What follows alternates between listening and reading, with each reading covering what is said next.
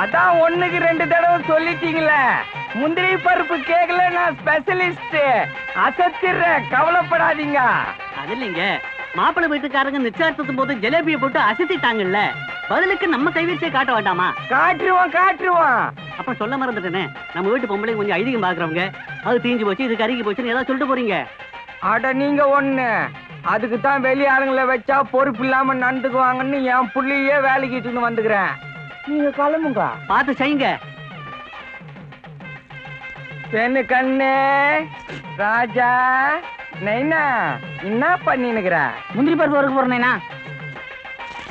கண்ணு செவன்னு பொன் முருளா வறுக்கணும்.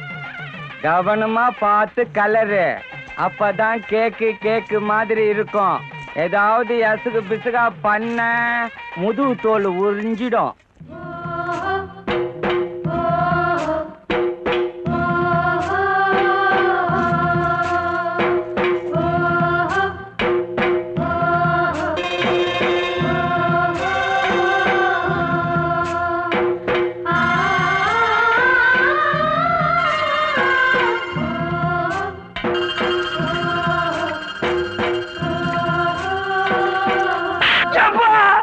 எங்கேயோ கவனத்தை வச்சுக்கின்னு முந்திரி பருப்பை தீச்சிட்டியடா.